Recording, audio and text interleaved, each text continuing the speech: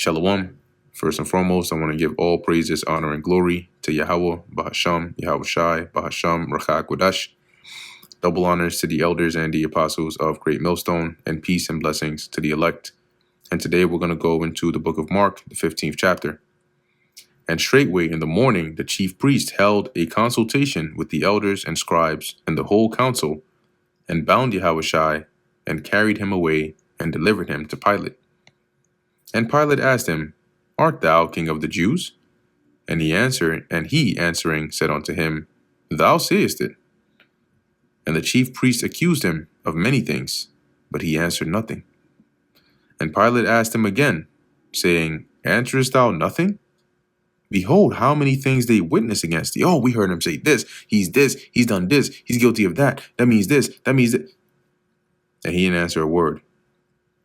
But Yahweh Shai yet answered nothing, so that Pilate marveled. He was like, damn, shocked, like, yo. Now at that feast, he released unto them one prisoner, whomsoever they desired. That was the custom. That's what he would do. He would usually release a prisoner unto them. And there was one named Barabbas, which lay bound with them that had made insurrection with him, who had committed murder in the insurrection. So he was guilty of leading an insurrection. And the multitude, crying aloud, began to desire him to do as he had ever done unto them, that is, to release a prisoner. But Pilate answered them, saying, Will ye that I release unto you the king of the Jews? For he knew that the chief priests had delivered him for envy. Read that it was really that they envied him. That's why they brought him. But the chief priests moved the people, so they stirred the people up, that he should rather release Barabbas onto them. No. We don't want the king. We want him. Let him release Barabbas. He's bad, but he ain't that bad. And Pilate answered and said again unto them, What will ye then that I should do unto him whom ye call king of the Jews? And they cried out again, Crucify him. Then Pilate said unto him, Why? What evil hath he done? And they cried out the more exceedingly, Crucify him.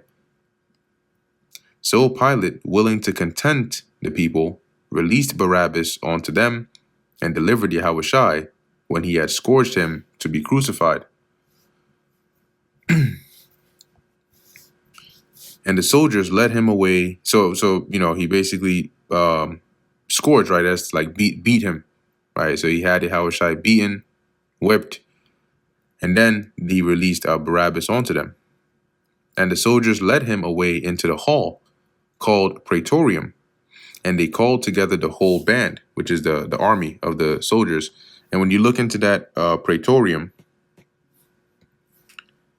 it says here, headquarters in a Roman camp, the tent of the commander-in-chief, the palace in which the governor or procurator of a province resided, to which use the Romans were accustomed to appropriate the palaces already existing.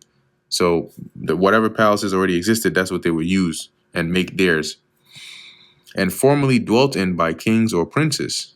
At Jerusalem, it was a magnificent palace which Herod the Great had built for himself, and which the Roman procurators seemed to have occupied whenever they came from Caesarea to Jerusalem to transact public business. So it was there, as it says, the Praetorium, that they led Yahweh Shai there. And they clothed him with purple, and plaited a crown of thorns, and put it about his head. Because this was the mocking, right? Remember, they were mocking him as being king. So they put that purple, which is to signify like, you had those that were in king's houses or royal or rich that would wear that. And then they put the crown of thorns on his head, right, about his head, and began to salute him. Hail, King of the Jews! And they smote him on the head with a reed, and did spit upon him, and bowing their knees worshipped him. Now imagine that, right? Imagine that. They pressing a crown of thorns in your head. They're mocking you. Spit is, that's one of the most, man, you could be the calmest person ever. If somebody spit on you, like not accidental, like spit on you, that'll agitate you quick, quick, quick, quick, quick, quick. Especially if they spit on your face and it gets close to your lip. Oh my gosh. You know you but hey, Yahushua had to endure all that. And when they had mocked him, they took off the purple from him and put his own clothes on him and led him out to crucify him. And they compelled one Simon, a Cyrenian, who passed by, coming out of the country, the father of Alexander and Rufus, to bear his cross. Because at this point, Yahushua was too weak to carry that heavy-ass cross. And they bring onto him, they bring him onto the place Golgotha, which is being interpreted the place of a skull. And I believe this was slightly outside Jerusalem.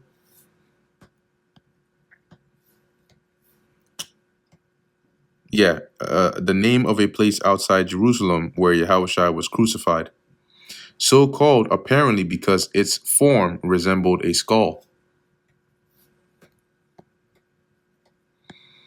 And they gave him to drink wine mingled with myrrh, but he received it not.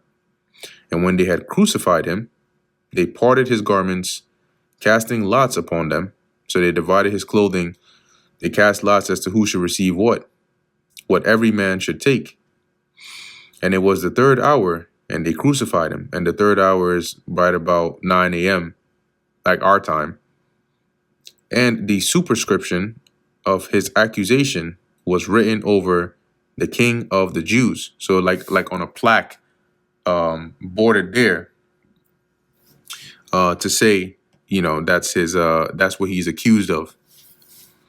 And with him they crucified 2 thieves, the one on his right hand and the other on his left. And the scripture was fulfilled, which saith, and he was numbered with the transgressors. So even though Yahushua was not, he had committed nothing worthy of death, right?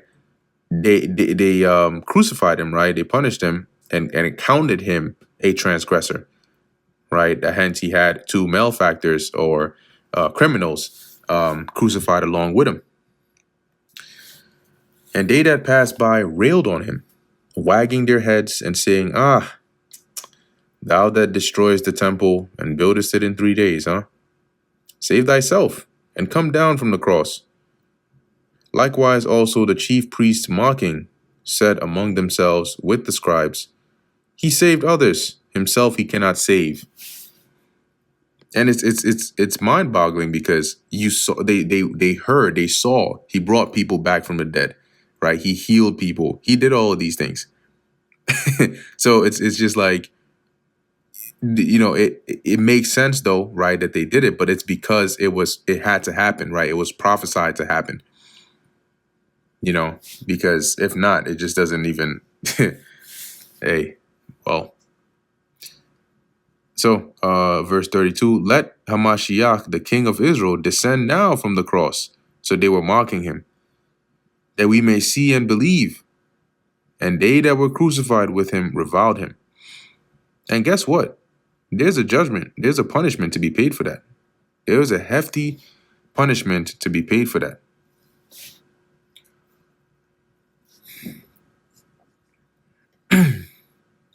And when the 6th hour was come, and the 6th hour being about 12 noon our time, there was darkness over the whole land until the 9th hour, for 3 hours, so till about 3 p.m.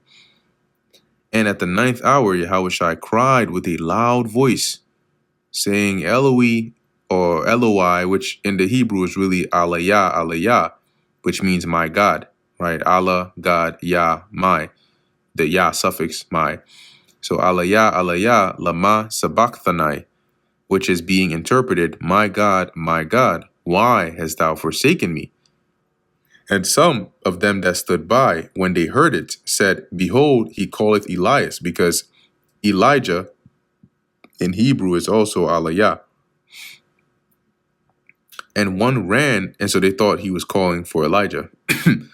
And one ran and filled a sponge full of vinegar and put it on a reed and gave him to drink, saying, Let alone, let us see whether Elias will come and take him down. And Yahushua cried with a loud voice and gave up the ghost. So at that point, he died. And the veil of the temple was rent in twain from the top to the bottom. And when the centurion, which stood over against him, saw that he so cried out and gave up the ghost, he said, truly, this man was the Son of God. Because I think in the book of Matthew, it mentions how there was like a shaking of the earth and the rocks breaking, and there was a lot of different things happening, on top of that darkness that made people know, like, oh, this wasn't just a regular man. Because he wasn't the first person they had crucified before, but surely the first for them to have seen all these signs at his death.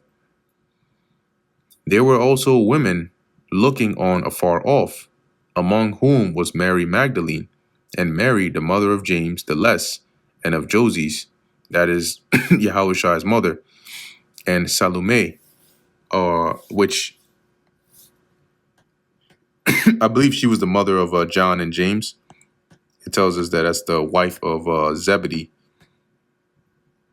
Right. Or Salome, the wife of Zebedee, and the mother of the apostle James the elder and John. All right, so continuing, verse 41, who also, when he was in Galilee, followed him. So these women here, they followed Yahushua, right? And ministered unto him. So they served him, they helped him. And many other women which came up with him unto Jerusalem. So you had women that followed Yahushua as well. And now when the even was come, because it was the preparation, that is, the preparation is the time before the Sabbath, or the day before the Sabbath, where you would prepare everything you needed and have everything done. So on the Sabbath, you wouldn't have to cook or do anything, related to that sort. That is the day before the Sabbath.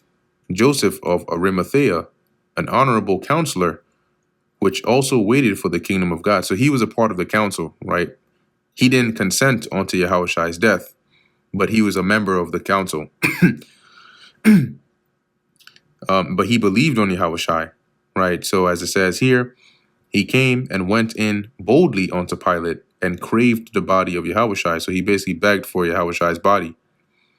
And Pilate marveled if he were already dead. And because the crucifixion, that process of death was slow. You wouldn't just die right away. And sometimes what they would do is they would break the legs of the prisoners to speed up their death.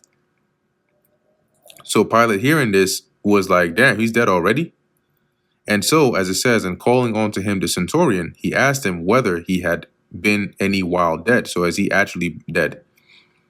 And when he knew it of the centurion, so when it was confirmed to him that, yes, Yahushua is dead, he gave the body to Joseph. And he bought fine linen and took him down and wrapped him in the linen and laid him in a sepulchre which was hewn out of a rock. So that that tomb that was cut out, that's where he had Yahushua's body placed, and rolled a stone onto the door of the sepulchre. And this is what a sepulchre looks like. Sepulchre Bible times. Yeah, so this is an example here, right? Or even this, where it's cut, right? You can see it's a hole cut into a rock, and they would bury the person in there, and then this is the stone that they would roll to actually cover it. So as it says here, and laid him, verse 46, in a sepulchre which was hewn out of a rock, and rolled a stone onto the door of the sepulchre. And Mary Magdalene and Mary, the mother of Joses, beheld where he laid. So they were watching, and they followed, so they knew where Yahushua was buried. And that brings us to the end of the book of Mark, the 15th chapter. Lord willing, that was edifying to the elect. In closing, I want to give all praises, honor, and glory to Yahweh, Bahasham, Yahushai, Bahasham, Rakha Kodesh. And until next time, Shalom.